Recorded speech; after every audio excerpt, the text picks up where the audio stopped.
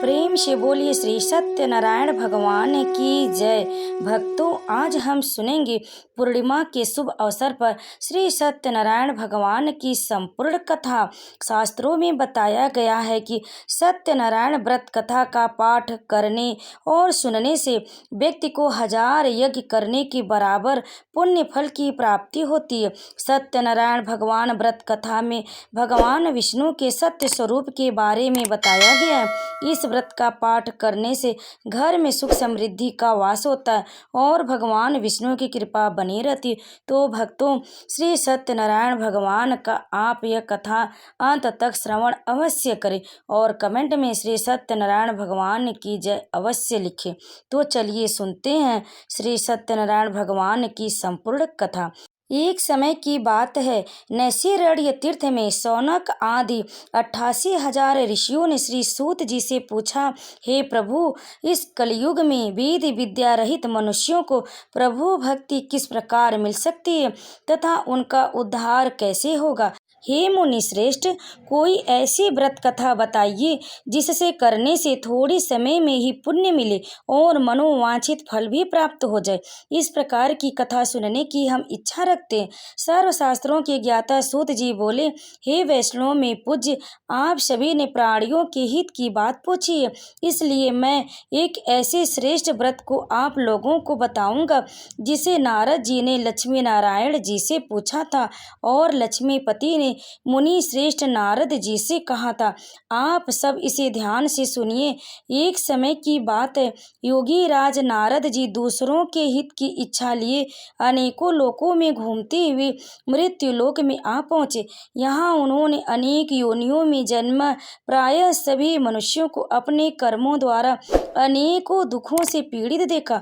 उनका दुख देख नारद जी सोचने लगे कि कैसा यत्न किया जाए जिसके करने से निश्चित रूप से मानव के दुखों का अंत हो जाए। इसी विचार पर मनन करते हुए वह विष्णु लोक में गए।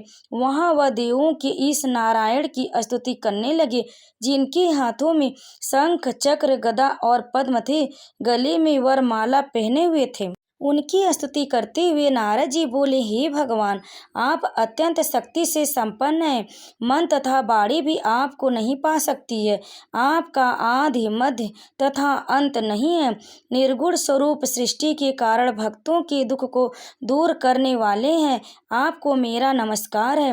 नारद जी की स्तुति सुन विष्णु भगवान बोले, हे मुनि श्रेष्ठ, आपके मन में क्या बात है? आप किस काम के लिए पधारे, उसे निसंकोच कहो।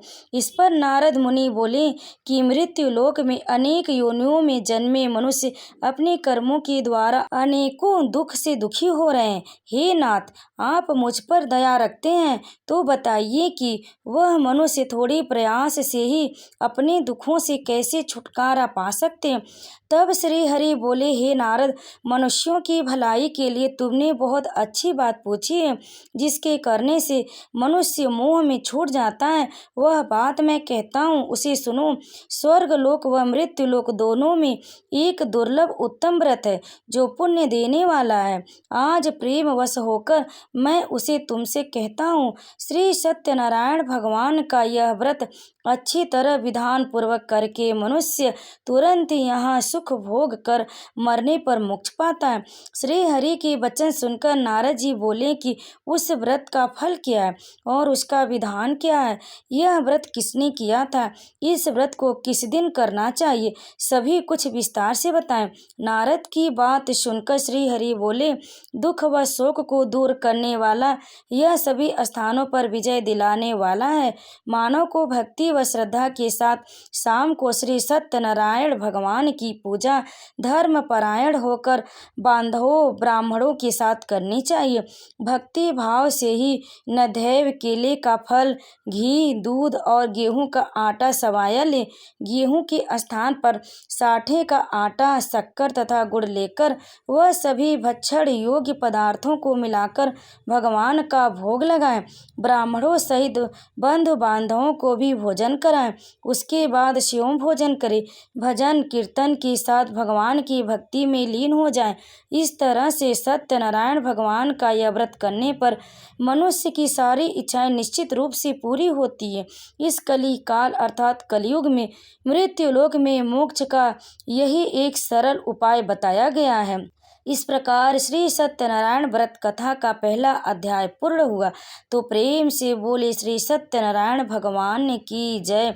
अब सुनिए सत्यनारायण भगवान की व्रत कथा का दूसरा अध्याय। सूत जी बोले, हे ऋषियों, जिसने पहले समय में इस व्रत को किया था उसका इतिहास कहता हूँ, ध्यान से सुनो। सुंदर काशीपुरी नगरी में एक अत्यंत निर्धन ब्राह्मण रहता था। भूख प्यास से परेशान वह धरती पर घूमता रहता था। ब्राह्मणों से प्रेम करने वाले भगवान ने एक दिन ब्राह्मण का वेश धारण कर उसके पास जाकर पूछा, हे विप्र, नित्य दुखी होकर तुम पृथ्वी पर क्यों घूमते हो? दीन ब्राह्मण बोला, मैं निर्धन ब्राह्मण हूँ, भिक्षा के लिए धरती पर घूमता हूँ। हे भगवान, यदि आप इसका कोई उपाय जानते हो तो बताइए। वृद्ध ब्राह्मण कहता है कि सत्यनारायण भगवान मनोवांछित फल देने वाले हैं, इसलिए तुम उनका पूजन करो। इसे करने से मनुष्य सभी दुखों से मुक्त हो जाता है। वृद्ध ब्राह्मण बनकर आए सत्यनारायण भगवान उस निर्धन ब्राह्मण को व्रत का सारा विधान बताकर अंतर्ध्यान हो गए। ब्राह्मण मन ही मन सोचने लगा कि जिस व्रत को वृद्ध ब्राह्मण करने को कह गया है उसे मैं जरूर करूँगा। यह निश्चय करने के बाद उसे रात में नींद नहीं आई। वह सवेरे उठकर सत्यनारायण भगवान के व्रत का निश्चय कर भिक्षा के लिए चला गया। उस दिन निर्धन ब्राह्मण को भिक्षा में बहुत धन मिला, जिससे उसने बंधु बांधवों के साथ मिलकर श्री सत्यनारायण भगवान का व्रत संपन्न किया।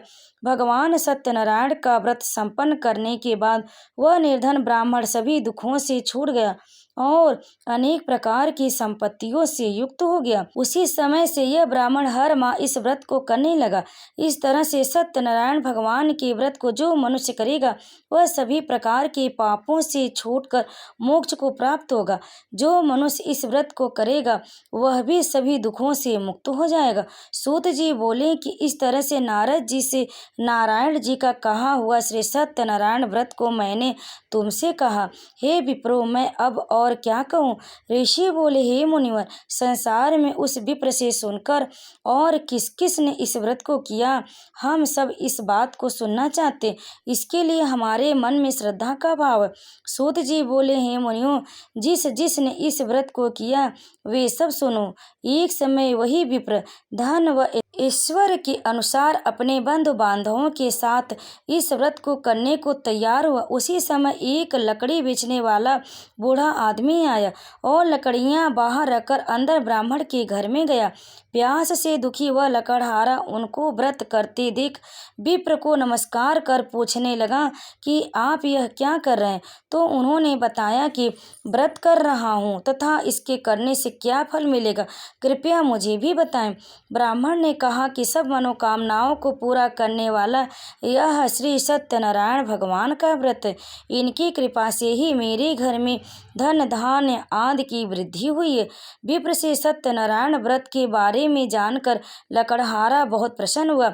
चरणामृत लेकर वह प्रसाद खाने के बाद वह अपने घर गया।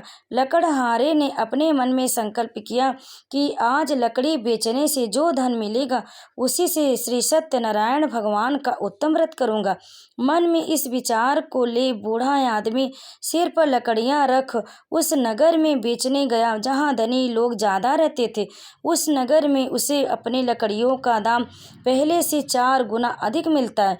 बूढ़ा प्रसन्नता के साथ दाम लेकर केले, शक्कर, घी, दूध, दही और गेहूं का आटा ले और सत्यनारायण भगवान के व्रत की अन्य सामग्रियां लेकर अपने घर गया। वहां उसने अपने बंधु बांधवों को बुलाकर विधि विधान से सत्यनारायण भगवान का पूजन और व्रत किया।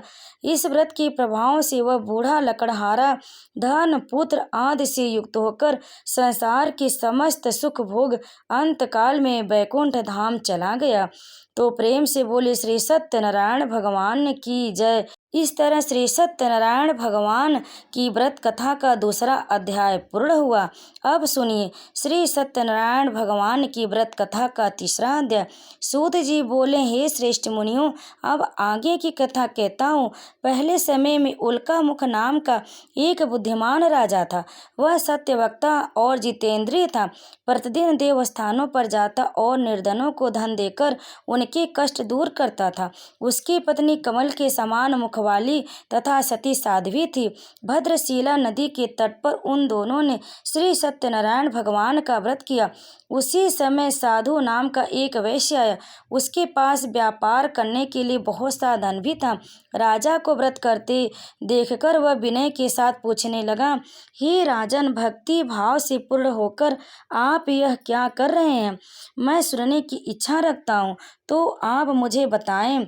तब राजा बोला, हे साधु, अपने बंधु बांधवों के साथ पुत्रादि की प्राप्ति के लिए एक महाशक्तिमान श्री सत्यनारायण भगवान का व्रत व पूजन कर रहा हूँ। राजा के वचन सुन साधु आदर से बोला, हे राजन, मुझे इस व्रत का सारा विधान कहिए। आपके कथनानुसार मैं भी इस व्रत को करूँगा। मेरी भी संतान नहीं है और इस व्रत को करने से निश्चित रूप से मुझे संतान की प्राप्ति होगी। राजा से व्रत का सारा विधान सुन व्यापार से निवृत्त हो वह अपने घर गया। साधु वैश्य अपनी पत्नी को संतान देने वाले इस व्रत का वर्णन कह सुनाया और कहा कि जब मेरी संतान होगी तब मैं इस व्रत को करूँगा। साधु ने इस तरह के वचन अपनी पत्नी लीलावती से कहे। एक दिन लीलावती पति के साथ आनंदित हो सांसारिक धर्म में प्रवृत्ति होकर सत्यनारायण भगवान की कृपा से गर्भवती हो गई। 10वें महीने में उसके गर्भ से एक सुंदर कन्या ने जन्म लिया। वह कन्या दिनों दिन ऐसे बढ़ने लगी जैसे कि शुक्ल पक्ष का चंद्रमा बढ़ता है। माता पिता ने अपनी कन्या का नाम कलावती रखा। एक दिन लीलावती ने मीठे शब्दों में अपने पति को याद दिलाया कि आपने सत्यनारायण भगवान की इस व्रत को करने का संकल्प किया था। उसे करने का समय आ गया है, आप इस व्रत को करिए। साधु बोला कि हे प्रिय, इस व्रत को मैं उसकी विवाह पर करूँगा। इस प्रकार अपनी पत्नी को आश्वासन देकर वह नगर को चला गया। कलावती पिता के घर में रह रही वृद्धि को प्राप्त हो गई। साधु ने एक बार नगर में अपनी कन्या को सखियों के साथ देखा तो तुरंत ही दूत को बुलाया और कहा कि मेरी कन्या की योग्य वर देख कर आओ। साधु की बात सुनकर दूत कंचन नगर में पहुंचा और वहां देखभाल कर लड़के के लिए सुयोग्य वरिक पुत्र को ले आया। सुयोग्य लड़के को देख साधु ने बंधु बांधवों को बुलाकर अपनी पुत्री का विवाह कर दिया। लेकिन दुर्भाग्य की बात यह है कि साधु ने अभी भी श्री सत्यनारायण भगवान का व्रत नहीं किया। इस पर श्री सत्यनारायण भगवान क्रोधित हो गए और श्राप दिया कि साधु को अत्यधिक दुख मिले। अपने कार्य में कुशल साधु बनिया जमाई को लेकर समुद्र के पास स्थित होकर रत्नासारपुर नगर में गया। वहां जाकर दामाद ससुर दोनों मिलकर चंद्रकेतु राजा के नगर में व्यापार करने लगे। एक दिन भगवान सत्यनारायण की माया से एक चोर राजा का धन चुरा कर भाग रहा था। उसने राजा के सिपाहियों को अपना पीछा करते देख चुराया हुआ धन वहां रख दिया जहां साधु अपने जमाई के साथ ठहरा हुआ था। राजा के सिपाहियों ने साधु वैश्य के पास राजा का धन पड़ा देखा तो वह ससुर जमाई दोनों को बांधकर प्रसन्नता के साथ राजा के पास ले गए और कहा कि उन दोनों चोरों को हम पकड़ लाएं, आप आगे की कार्यवाही की आज्ञा दें। राजा की आज्ञा से उन दोनों को कठिन कारावास में डाल दिया गया और उनका सारा धन भी उनसे छीन लिया गया। श्री सत्यनारायण भगवान के श्राप से साधु की पत्नी भी बहुत दुखी हुई।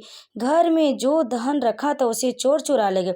शारीरिक तथा मानसिक पीड़ा व भूख प्यास से अति दुखी हो अन्न की चिंता में कलावती के ब्राह्मण के घर गई। वहां उसने श्री सत्यनारायण भगवान का व्रत होते देखा, फिर कथा भी सुनी। वह प्रसाद ग्रहण कर उस रात को घर वापिस आई। माता ने कलावती से पूछा कि हे पुत्री, कलावती, अब तुम कहाँ गई थी? तेरे मन में क्या है? कलावती ने अपनी माता से कहा, हे माता, मैंने एक ब्राह्मण के घर में श्री सत्यनारायण भगवान का व्रत कर होते देखा है। कन्या के वचन सुन लीलावती भगवान के पूजन की तैयारी करने लगी। लीलावती ने परिवार व बंधुओं सहित सत्यनारायण भगवान का पूजन किया और उनसे वर मांगा कि मेरे पति तथा जमाई शीघ्र घर आ जाए। साथ ही यह भी प्रार्थना की कि हम सबका अपराध क्षमा करें। तब श्री सत्यनारायण भगवान इस व्रत से संतुष्ट हो गए और राजा चंद्रकेत को सपने में दर्शन दे कहा कि हे राजा, तुम उन दोनों वैश्यों को छोड़ दो और तुमने उनका जो धन लिया है उसे वापस कर दो। अगर ऐसा नहीं किया तो मैं तुम्हारा धन, राज्य व संतान सभी को नष्ट कर दूंगा। राजा को यह सब कहकर वह अंतर्ध्यान हो गए। प्रातःकाल सभा में राजा ने अपना सपना सुनाया। फिर बोले कि वणिक पुत्रों को कैद से मुक्त कर सभा में लाओ। दोनों ने आते ही राजा को प्रणाम किया। राजा मीठी बाड़ी में बोला, हे महानुभावों, भाग्यवश ऐसा कठिन दुख तुम्हें प्राप्त हुआ है, लेकिन अब तुम्हें कोई भय नहीं है। ऐसा कह राजा ने उन दोनों को नए वस्त्र आभूषण भी पहनाए और जितना धन उनका लिया था उससे दोगुना धन वापस कर दिया। दोनों वैसे अपने नगर को चल दिए। इस प्रकार श्री सत्यनारायण व्रत कथा का तीसरा अध्याय पूर्ण हुआ। तो प्रेम से बोले श्री सत्यनारायण भगवान की जय। अब सुनिए श्री सत्यनारायण भगवान की व्रत कथा का चौथा अध्याय। सूत जी बोले, वैश्य ने मंगलाचार कर अपनी यात्रा आरंभ की और अपने नगर की ओर चल दिए। उनके थोड़ी दूर जाने पर एक दंडी वेशधारी श्री सत्यनारायण ने उनसे पूछा, हे साधु, तेरी नाव में क्या है? अभिवाड़ी हंसता हुआ बोला, हे दंडी, आप क्यों पूछते हो? क्या धन लेने की इच्छा है? मेरी नाव में तो बेल व पत्ते भरे हुए हैं। वैश्य के कठोर वचन सुन भगवान बोले, तुम्हारा वचन सत्य हो। दंडी ऐसे वचन कह वहां से दूर चले गए। कुछ दूर जाकर समुद्र के किनारे बैठ गए। दंडी के जाने के बाद साधु वैश्य ने नित्य क्रिया के पश्चात नाव को ऊंची उठती देखकर अचंभा माना और नाव में बेल पत्ते आदि देखकर मूर्छित हो जमीन पर गिर पड़ा।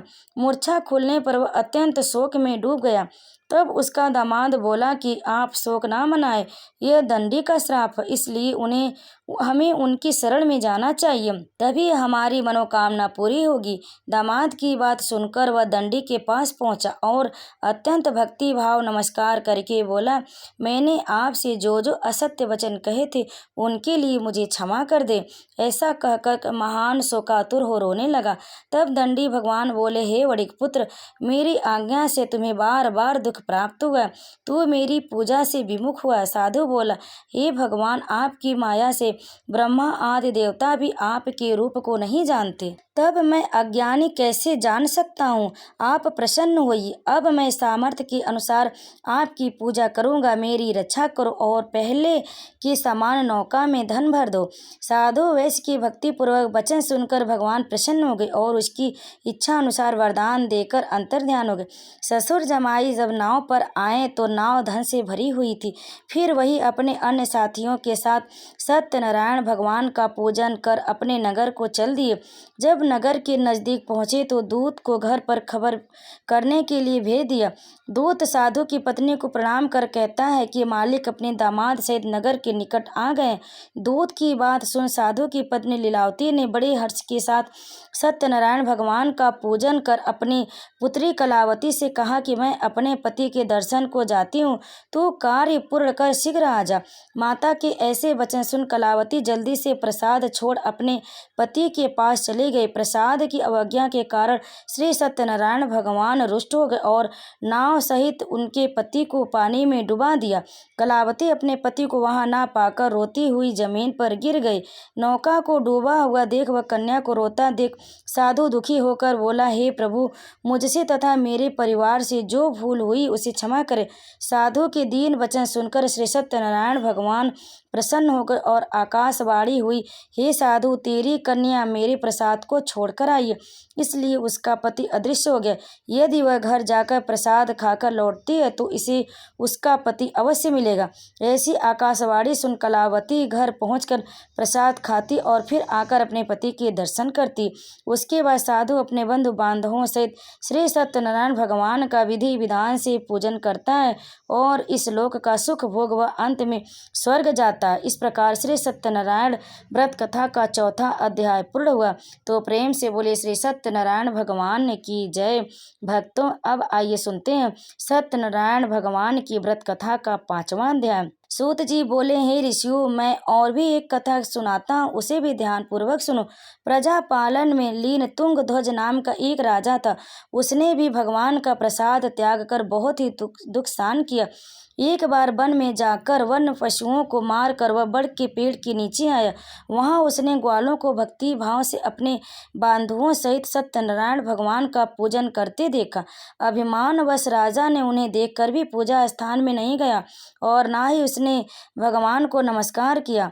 ग्वालों ने राजा को प्रसाद दिया, लेकिन उसने वह प्रसाद नहीं खाया और प्रसाद को वहीं छोड़कर अपने नगर को चला गया। जब वह नगर में पहुंचा तो वहां सब कुछ तहस नहस हुआ पाया। वह शीघ्र ही समझ गया यह सब भगवान ने ही किया। फिर वह दोबारा ग्वालों के पास पहुंचा और विधि पूर्वक पूजा करके प्रसाद खाया तो श्री सत्यनारायण भगवान की कृपा से सब कुछ पहले जैसा हो गया। दीर्घ काल तक सुख भोगने के बाद मरणोपरांत उसे स्वर्गलोक की प्राप्ति हुई। जो मनुष्य इस व्रत को करेगा तो भगवान सत्यनारायण की अनुकंपा से उसे धन धान की प्राप्ति होगी, निर्धन धनी हो जाता है और भयमुक्त हो जीवन जीता है।